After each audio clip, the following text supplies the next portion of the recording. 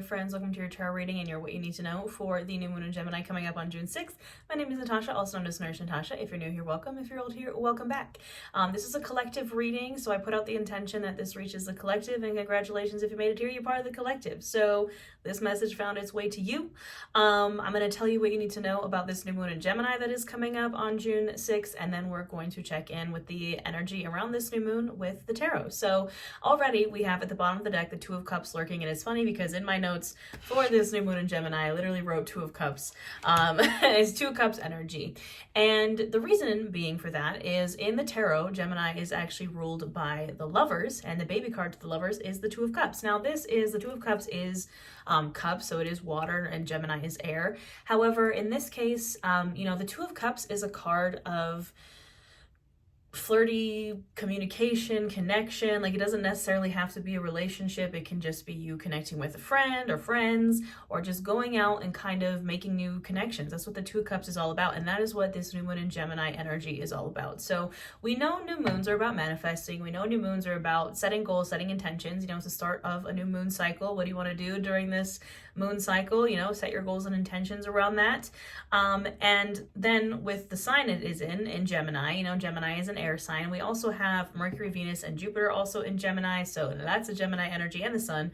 And Gemini energy is air energy. It's communication energy. I wrote down in my notes like yapping. The trend on social media right now is like the yappers, the yapping. That is the Gemini energy, is the yappers and the yapping. I don't think it's coincidence that that's kind of trending right now, while we have all this stuff in Gemini. This is the time to get yapping, get talking. A great way to manifest under this new moon would be to talk about your goals, to talk about your dreams, to talk about your intentions and all the things that you're wanting to manifest. Go out and talk about them with friends. This is a time to go out and get social, to find connection, to find community. And I know all of us introverts are like internally cringing at that. Believe me, I never leave my house. But you can do this in different ways. Like, for example, tomorrow, in an attempt to get social and actually get, I've been in a kind of a depression hole for a bit, because I lost one of my dogs not too long ago, and so I've been kind of in this depression hole. And in an attempt to get out of that, I invited my friends over tomorrow to have a vampire movie night, because that's my whole thing is vampires. So I'm not leaving my house, but I'm still inviting people over. There's ways around it if you don't really want to leave, if you don't really want to leave the comfort of your own home. Not to say that I never leave my house, but anyways, get social, connect with like-minded people. This week I think is going to be a great energy also for love and relationships and connection. If you're seeking out love, go out and find it. Go somewhere maybe where people are doing the same things that you like, and go socialize there. It's way easier said than done, but there are ways to find community and connection in relation to the things that you're interested in and your goals, your wishes, your dreams.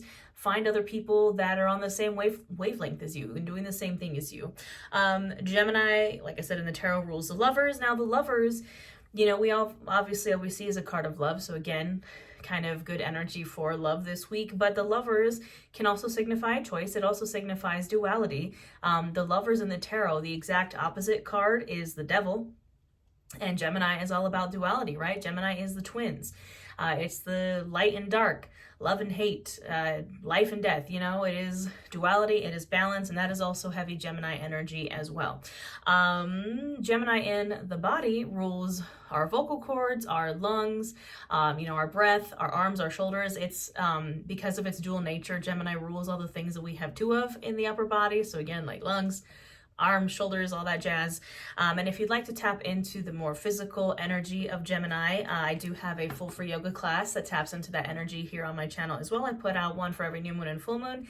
If you like witchcraft and wellness, hit that subscribe button. I do it for every new moon and full moon. I put out tarot readings and I put out yoga classes, and I also have a membership here on YouTube. So if you hit that join button, we do live yoga, live tarot, live new moon and full moon workshops, all those things. So what else do I want to say? I wrote down success will be found through connection, socializing, community, knowledge, education, and yapping. That's literally what I wrote. Gemini is also a very intelligent sign.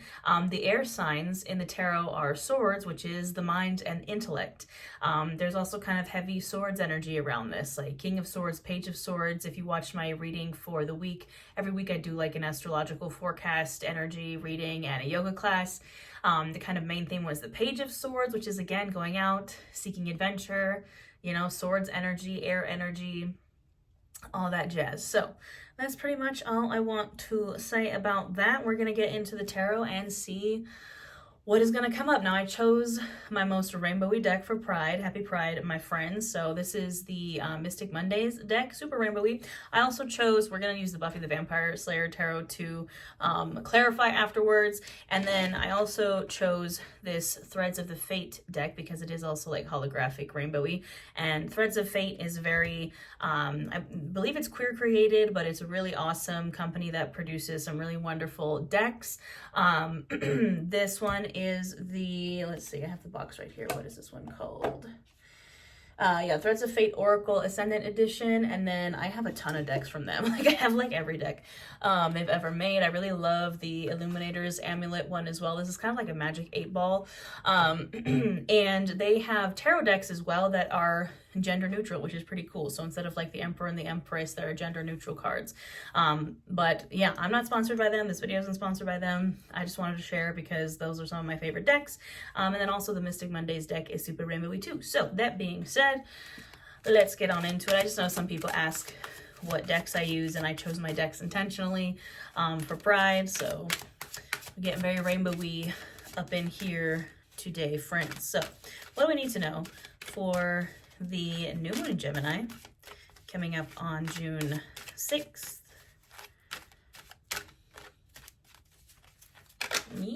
Right. Who is flying out? The Chariot. Absolutely. This is a card of Cancer, but look at that.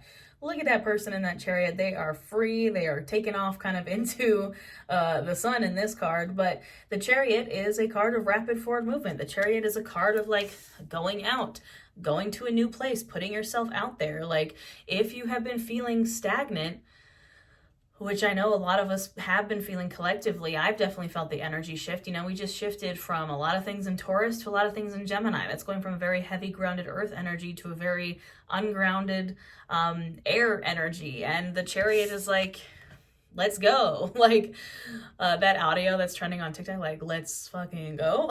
Like that's kind of the vibe. Get out. Get out of your comfort zone, go do stuff. This is a great card for moving, or for, it doesn't even have to be like moving, you know, like drastically. It can just be a shift, a change. Rapid forward movement can be traveling. Just get out and go do things. I don't care what it is, but get out and go do it. And I'm telling this to myself too, right? I'm like calling myself out with this one. What else is going on under this new moon in Gemini? Ace of Swords. What did I say? I have a feeling we're going to see a lot of swords in this reading. The Ace of Air, again, Gemini, Libra, Aquarius energy. You know, new ways of thinking, new neural pathways. And, you know, it's like, think about how we kind of create new pathways in our brain, how we kind of create new thoughts and ways of thinking about things is usually we go out, we educate ourselves, we get more knowledge. That's also very Gemini energy. This is also, again, an energy of communication, of like shared intellect, of, you know, talking about things. If it's kind of like stuck in your brain, like, you know, these new ways of thinking are kind of like stuck up in here, talking about it kind of brings it into like the physical and like solidifies that thought as truth, if that makes sense. The Ace of Swords is like the ace, it's like the sword of truth, right? It's like making these new neural pathways, new ways of thinking, like solidifying them and making them reality by maybe talking about it or educating yourself on certain things that maybe you want to learn about, and creating those new neural pathways in your mind.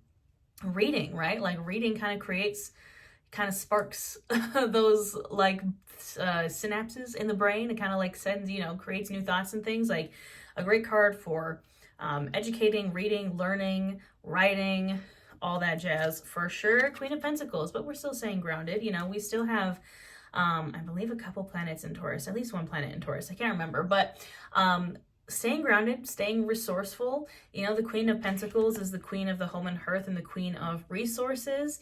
You know, it's not necessarily, because Pentacles is like the physical, tangible, money, career kind of suit. It doesn't mean you have to go out and like buy new things or like spend money. Like you can use what you got, have, you know, look around your home. What can you use? Maybe there's an old book that like you want to read, you know, but you know, it's like a balance between, because, you know, I know I said like get out, go do stuff, go be social, but it's a balance between that and the home and hearth. Like you can't go all one or the other. Like, especially if you're an introvert, like for me, every time I go socialize, it takes me like 5 to 7 business days to recover before I can go socialize again, you know? So like retreat back to your home if you feel over socialized and then go out and do it again. Like, you know?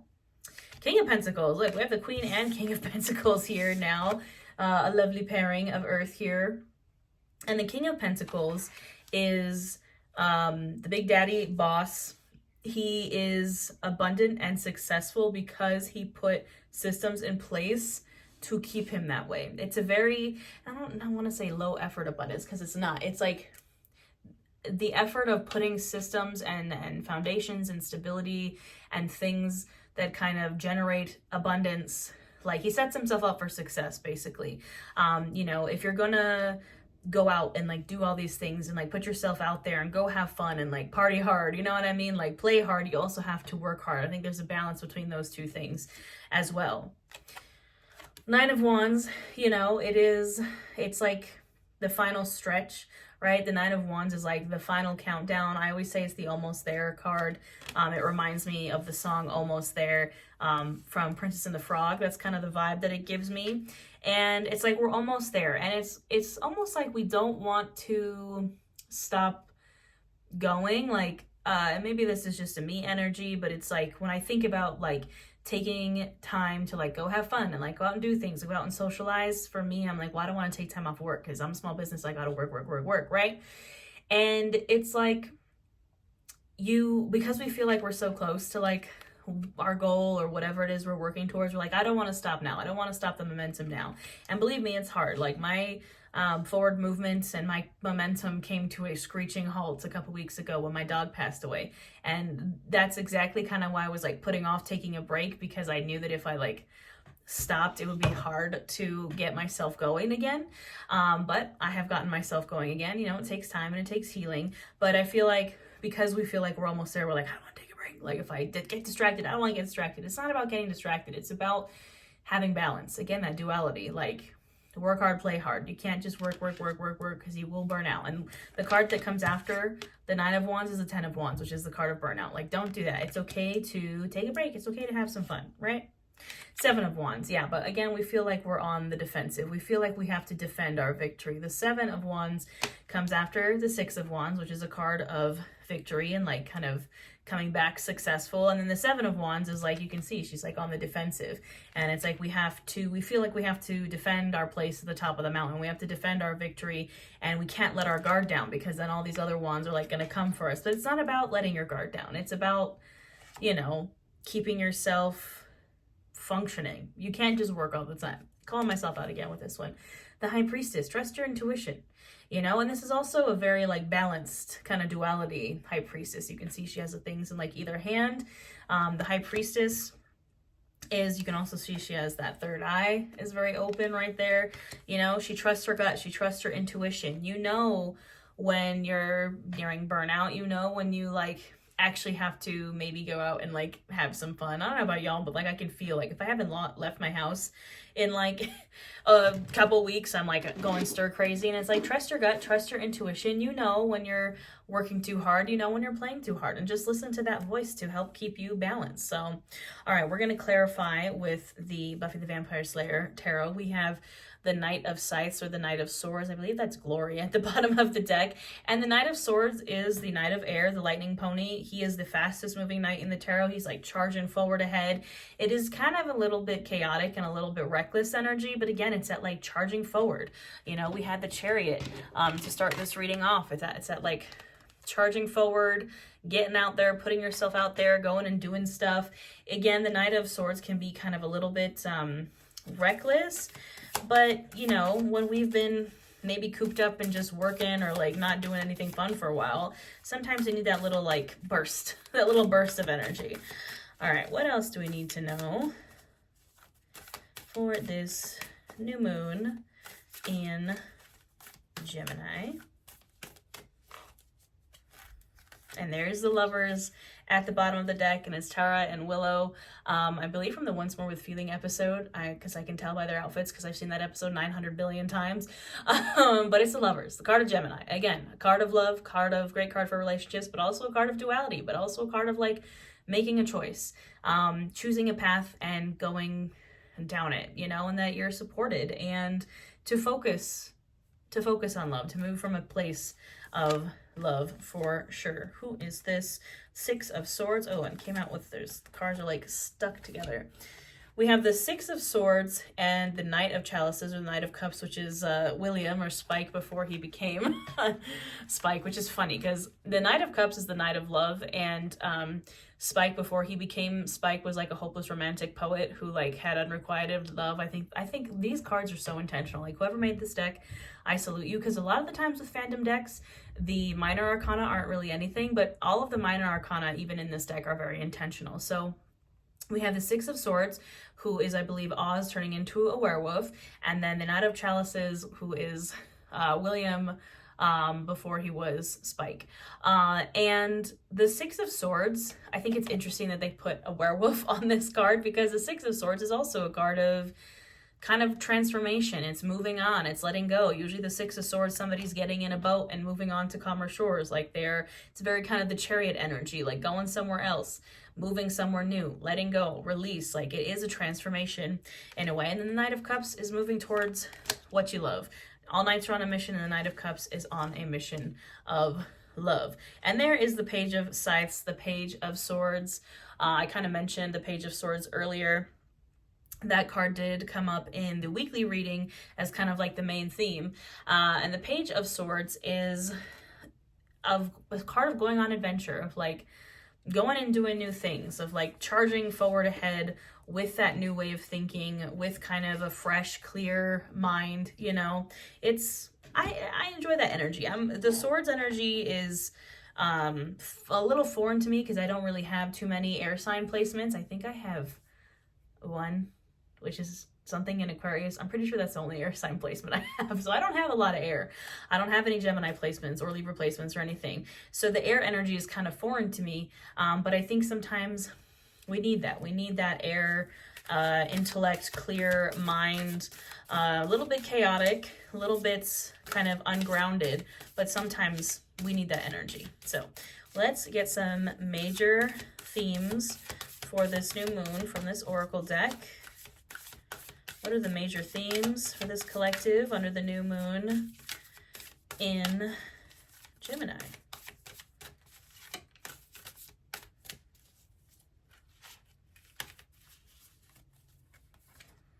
Ooh, destruction. Destruction. That's kind of scary, but we're going to read the meanings of these cards because I don't really use this deck too much, but I have the guidebook somewhere around here. So we're going to read the meanings. Destruction, the Revolutionary. Love it. The Revolutionary. It almost looks like they're holding like a stake, but it might be a crystal. But I'm seeing stakes because of Buffy. The Revolutionary. And the Outlaw. Ooh, I like it. Very alternative. All right, so those are our three main themes. Let's see here from our handy dandy guidebook. All right, destruction. This card indicates that a choice must be made. It asks you what needs to die today. I told you the Lovers can signify a choice, and we have this destruction card that literally says a choice must be made. What needs to die today? Maybe it is a limiting belief, an old inherited pattern, or a toxic relationship. Whatever it is, it's time to let it go. Sometimes once we identify what needs to go, it slips easily from us. Other times it's a slow cycle of releasing and then losing the grip of our attachment. Be kind to yourself in this process. We establish attachments to things that do not serve us, but knowing something doesn't serve us does not mean it is easy to let go, especially if it has become a part of our identity. This process requires patience, practice, and self-compassion. I noticed too that I think compassion was at the bottom of the deck. So practice compassion when you're letting go of those tough things, my friends. Even if you know it's wrong for you, that doesn't make it easy to let go. All right, the Revolutionary. The Revolutionary card is asking you to challenge the status quo. Whether it is external or internal, the Revolutionary seeks to do things radically different. Like the Outlaw, which we also have here, the Revolutionary has ideals that can be viewed as out there. Very fitting to pull this during Pride. They are a natural leader that can see what the collective needs are and are able to put them into action. They invite others to be a part of the world building, a part of building the world with them. The revolutionary invites us to bring some trailblazing energy and apply it to our situation in life. How can you meet the needs of the collective? How can you lead with integrity? Integrity, for sure. I'm not surprised this card is coming up.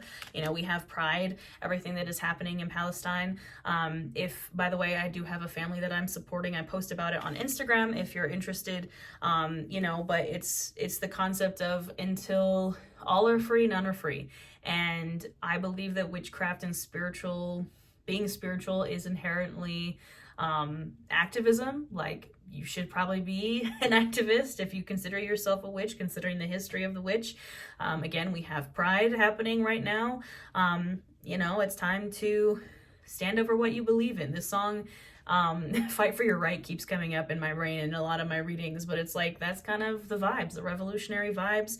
You know, this energy, like I was talking about Gemini, is very focused on the collective. And that includes everyone in the whole world. So yeah, definitely embody that revolutionary energy the best way that you know how. There's so many different ways to do that, whether it's donating, whether it's just sharing about things and making your stance known, volunteering. There's so many different things that you can do. All right, the Outlaw. When you pull the Outlaw card, it is time to go against the grain. It is scary to do this. All humans at some point or another have received the message that conforming is necessary for survival. In fact, we are hardwired to be that way. Early on in human history, the individuals that were outcasts from their tribe would not survive. That still lives within us, the fear that if we go against the pack, our survival will be threatened. But the Outlaw gives us courage to stand alone, in stark contrast with that which is widely accepted or normalized. The Outlaw pushes for progress within the collective. The Outlaw is a good ally for when we're working on breaking free of limiting inherited patterns and beliefs.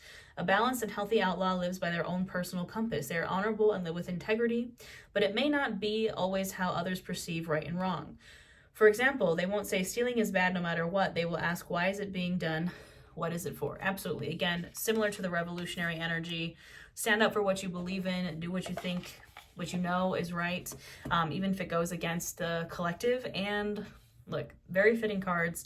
I think, again, all of this Gemini energy is very focused on the collective. Yeah, that's pretty much all I have for this reading, my friends. If you enjoyed this, if you enjoy witchcraft, you want to hit that subscribe button. Again, I will have a yoga class for this new moon in Gemini as well here on my channel if you'd like to tap into the energy more physically. I hope you have a wonderful new moon. I also have a moon magic guided journal if you'd like to tap into, learn more about the moon phases and have some journaling prompts to do that. I do a lot of stuff. Everything will be linked in the description box below. I hope you have a wonderful new moon, and I'll see y'all next time.